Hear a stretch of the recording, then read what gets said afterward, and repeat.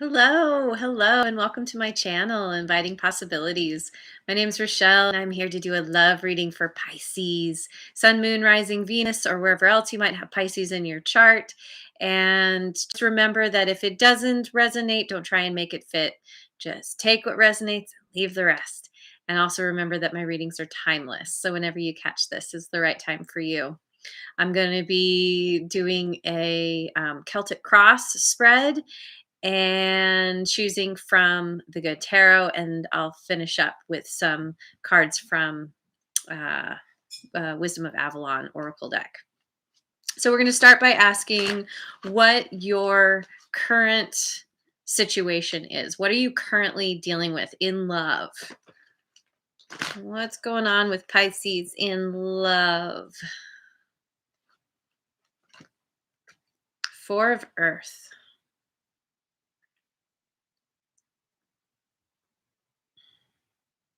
This is so interesting, this card. It's like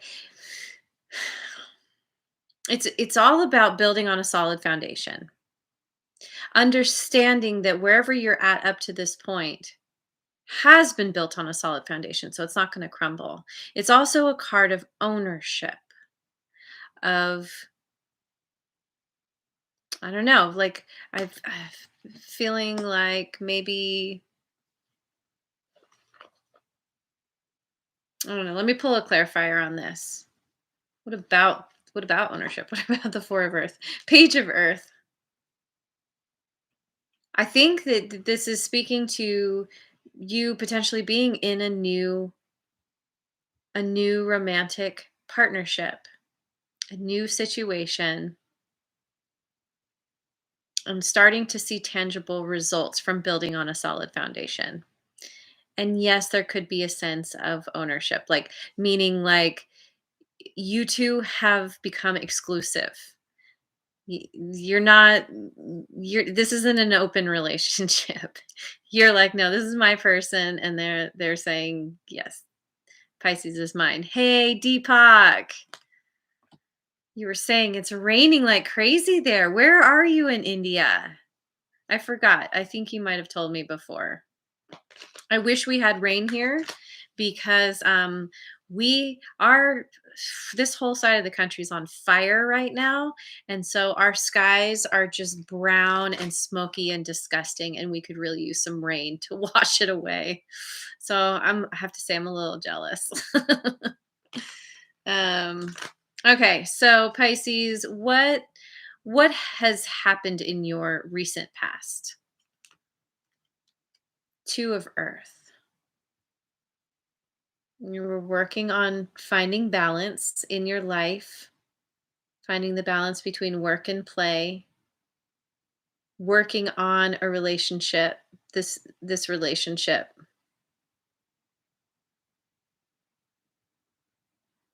Trying to Mumbai city. Nice. That's south, isn't it? Mumbai. Didn't that used to be Bombay, or is that different? I should know this better. I visited India years ago, but I was up north, northwest in Rajasthan. So I never made it to Mumbai.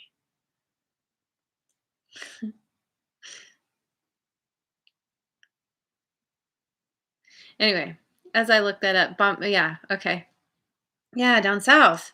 We were there in it was in the hot season, just before monsoon season. And we never made it south of Udaipur. That's right. Bombay is the old name. Yes. Cool. Thank you for reminding me. um, I hear that the rainy season can be quite crazy. So I hope you're okay with your fever and the rain. Yeah, so Pisces, my friend Deepak here. um, but this is, if you were in some kind of relationship here in the recent past, that it was all about finding the balance between working on it and also just enjoying yourselves and allowing yourself to have fun and relax and play together. Let me get a clarifier on this. Seven of Earth.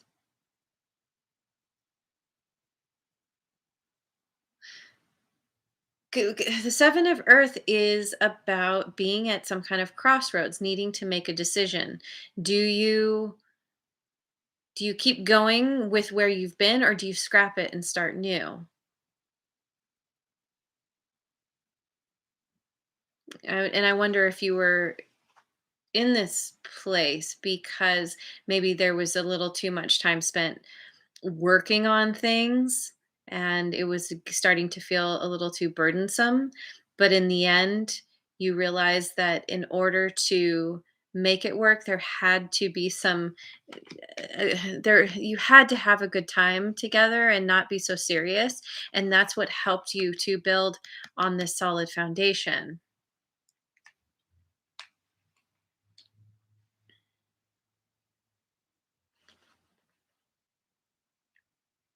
Let me pick one more for the recent past. 10 of water. Yeah, this is a this is all about emotional fulfillment. Being at peace, serene, enjoying life and just relaxing and kicking back, having a good time, having found that balance brought you to your ultimate fulfillment. And then with the page of earth here in the present, built on a solid foundation, and you have some kind of tangible new result. Oh, wait. Oh, I wonder if this wasn't a relationship at all in the past. This was just maybe you were choosing between two people because this can also be about a choice. And you had two people. You had a decision to make. Which person do you choose? Who do you go with? And you made a choice. And apparently it was the right choice. And now that you've made that choice, you are building a solid foundation and you're seeing the tangible results from that. So what's coming up in your near future? Six of Earth. Happy surprises.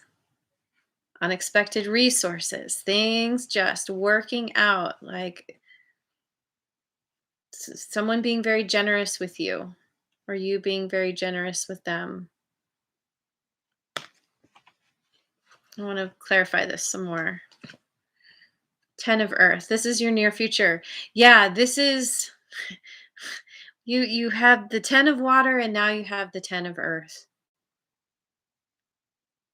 And this is also ultimate fulfillment, prosperity, abundance, also self-mastery, coming to a place of knowing that you made the right decision because everything is lining up so perfectly. Everything's just coming in for you, into you, to your life. So what are you aware of consciously right now? King of Fire. You know that this person, you feel very passionate about them. This new connection, it you know that it's worth building a solid foundation with them because you are seeing some results right away. It's and you're taking your time with things. It's a slow progression. But because of this, it's creating a lot of passion within you. You're like, I just want to go for this. Let's hurry up and make this happen now. And yet at the same time, you're like, in order to for this to really work out in the best way possible, we need to just take this one step at a time. You are being very wise about your decisions. You are being led by your heart.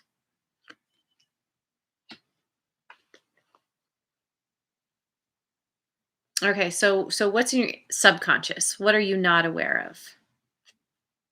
Queen of Earth.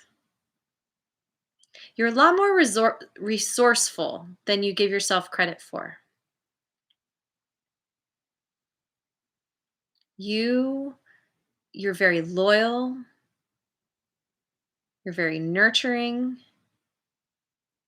you're willing to put in the effort to make something really work out.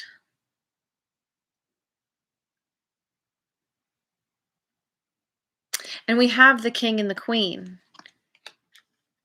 This is what you're aware of, this is what you're not aware of.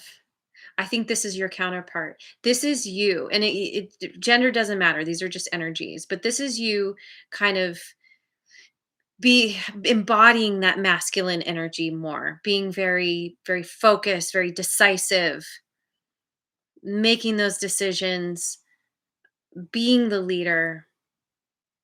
And this is your person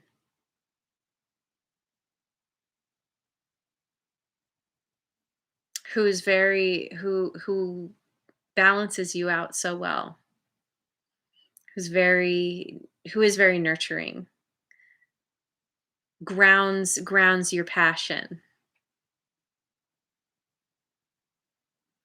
is able to be resourceful to help boost you further in the direction that you want to go. There's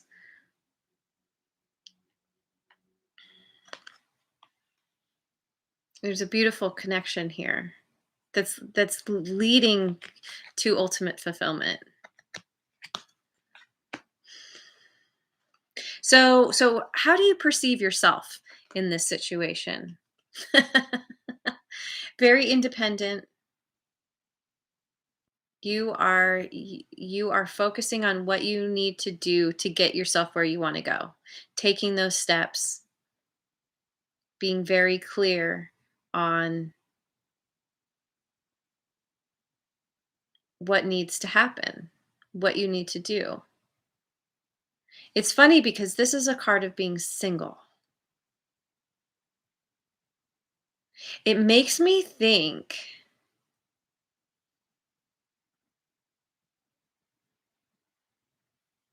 it makes me think that you might know who this person is, who's your divine counterpart, but nothing has happened yet. You've made the choice. You know that it's in your best interest. But for all intents and purposes, you still think of yourself as single. You're still maintaining your independence. You know that you need to continue to rely on yourself no matter what. There's a new beginning and maybe it's coming, but it's slow. The page of earth, you might just be spending time with one another, but it hasn't gone to the next level yet. But you both are aware that it will, that the potential is there.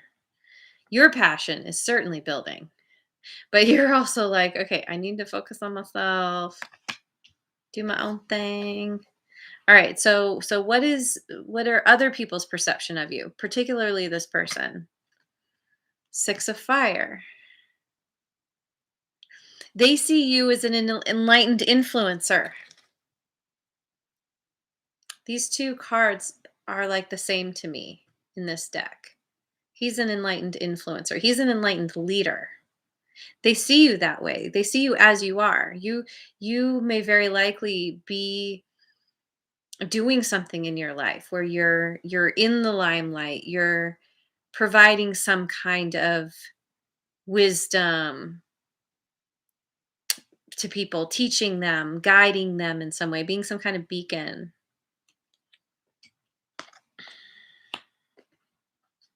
What's your advice? The High Priestess. You want to just,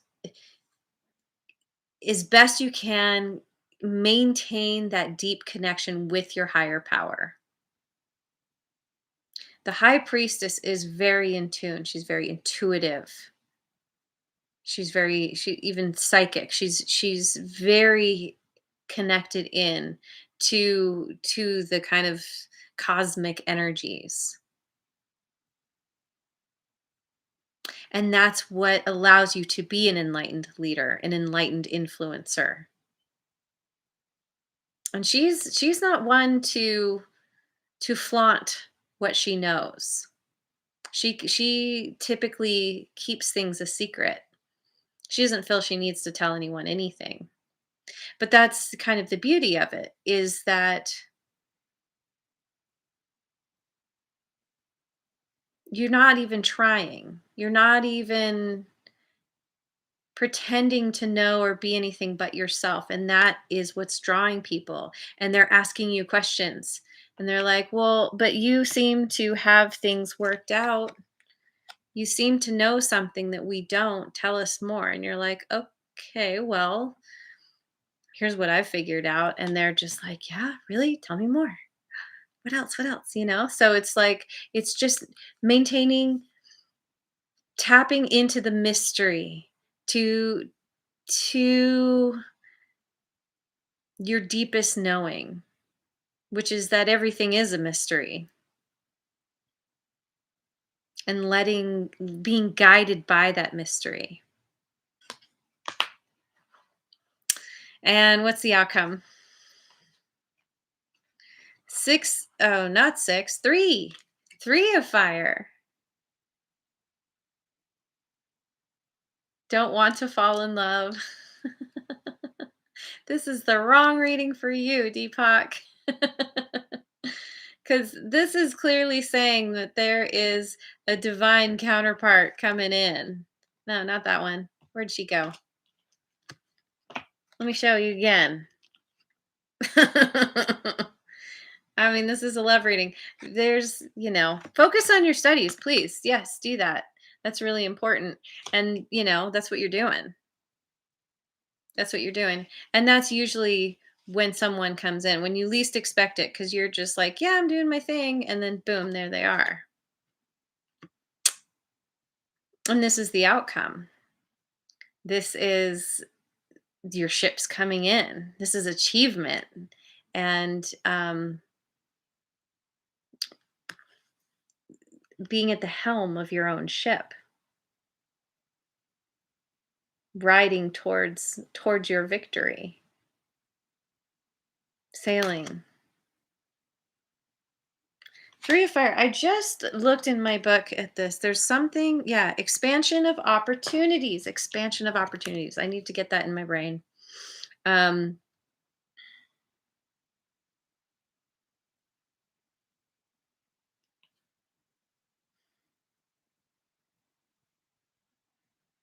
I don't know. It's like this relationship is flourishing because of you being who you are. It's almost like this person, they see who you are, they appreciate who you are, that you are this enlightened leader.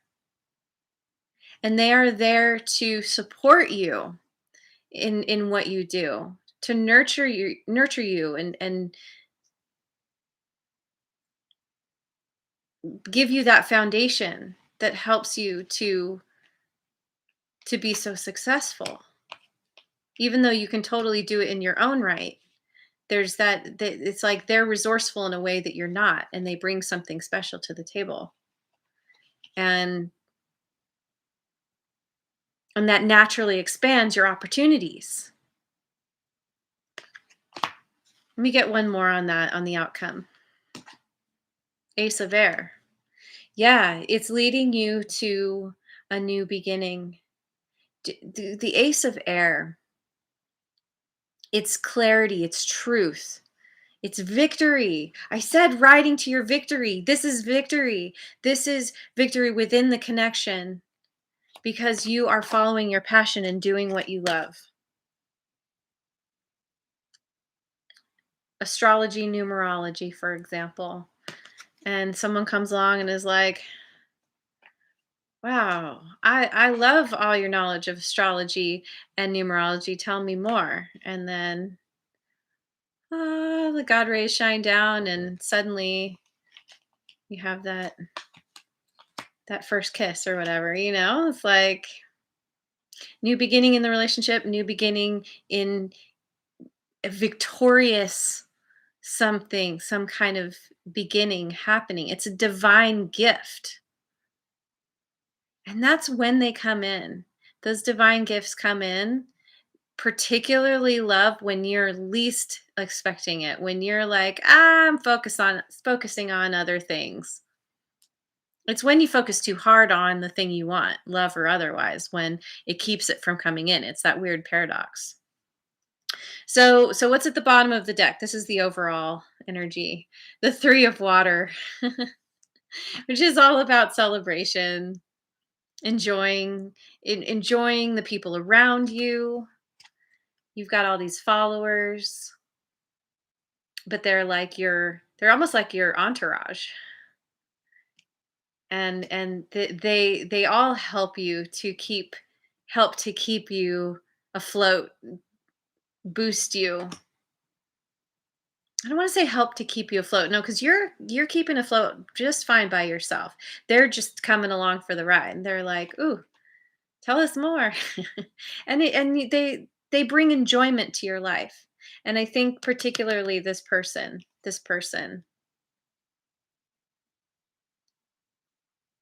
you have a good time together. You enjoy one another. Okay. So, yeah, I want to look at Wisdom of Avalon. Finish this off.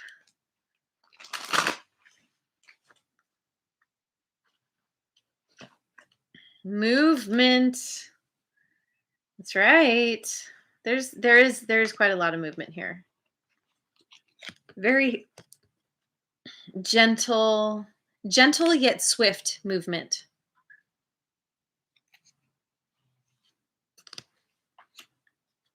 Movement is great because it's not stagnation.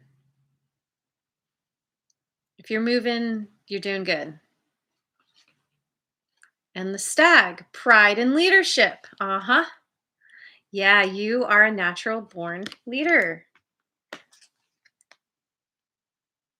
And you have a lot of pride in what you do because you do it from a place of integrity, of wisdom, of teaching from the heart, sharing what you know to be true from that deepest, most authentic part of yourself.